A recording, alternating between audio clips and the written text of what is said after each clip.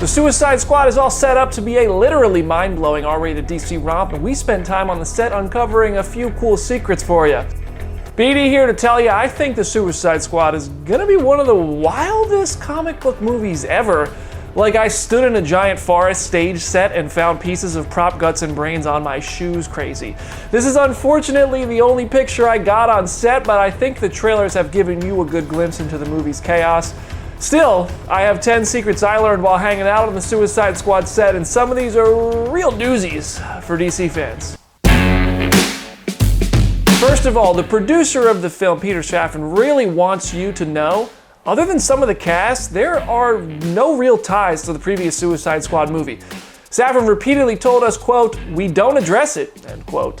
He says it won't contradict DCEU movies like The First Squad or Birds of Prey or anything else, but really emphasize there is nothing tangible to tie this one to the other. James Gunn handpicked every character in the movie. Safran said, quote, "There was no plan before James." And he likened it to how Gunn picked the roster of characters for Guardians of the Galaxy. Gunn said DC gave him total freedom to do anything he wanted. Suicide Squad actually wasn't his first idea, but this is the one that took off.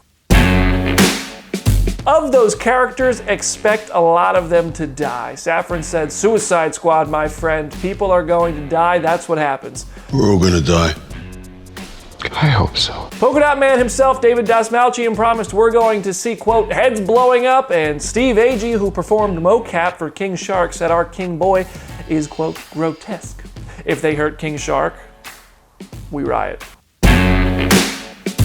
Ratcatcher 2 is making her big screen debut, and Daniela Melchior, whose first language is Portuguese, was really happy to explain that her character just talks to local rat populations to form her own rat gangs. And in a big sequence for the Suicide Squad, she got to speak Portuguese to these local rats to command a rat army.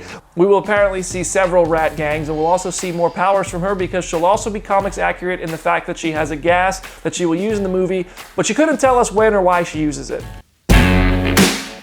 Polka Dot Man is also not to be slept on. Safran laughed when we underestimated him and said, "He's effing powerful, my friend. Wait until you see him in action." A video we saw on set showed the polka dots, they kind of like form like these big, painful, crazy looking sores. And Dastmalchian said his character Abner is pretty embarrassed by them, so he's going to have a big personal journey of either acceptance of himself or vengeance against the world that makes him feel this way. Although there's no ties to that First Squad movie, John Cena admitted he was motivated by the divisive reaction it got. He said it made him want to, quote, dive in that son of a B extra hard, only he didn't say B. He also said there is no more satisfying situation than to change someone's mind.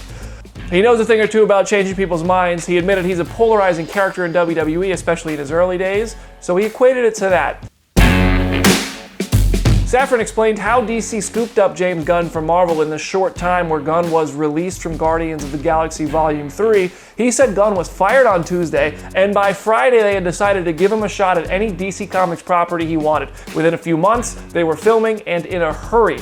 They started filming by the fall of 2018 because they needed him to finish this movie before he went back to Guardians of the Galaxy Volume 3, as the team here knew he would be returning to Marvel before the public knew he would be returning to Marvel. Originally, the Suicide Squad wanted to bring back Will Smith as Deadshot. Safran said there was certainly a discussion about having him back in the movie, and this was potentially in a leader-type role, but cited Will Smith's schedule by comparison to the urgency of getting this movie done before Gunn went back to Guardians 3 as the reason why we won't see Floyd Lawton again in this one. There were a lot of comparisons between this movie and The Dirty Dozen, and of course Marvel's Guardians of the Galaxy with James Gunn involved. Gunn says this is a, quote, much rougher film than Guardians of the Galaxy, unquote, and that everything in this one is almost completely practical. Safran said that, quote, it's so much grittier that it is R-rated, and the way it's shot, you'll see, is very different than Guardians. It's not as smooth or slick as Guardians, it's much dirtier and grittier and rougher in terms of the camera. As for cameos or credits, we were told it's mostly these guys, but neither Safran nor Charles Roven were ready to rule out any possibility of DC cameos, but I'm putting my money on there might not be any. Safran also said we should inevitably expect the post-credit scene, even though nobody was ready to commit to telling us there's going to be a sequel yet. What else do you want to hear about my time on the wildly impressive, gigantic, blood-covered jungle set of the Suicide Squad? Hit me up on Instagram at BrandonDavisBD to talk more. Drop a king shark for us in the comments to let us know you watched till the end. And head over to Comicbook.com/DC for more updates. I'm BD. I'll see you there.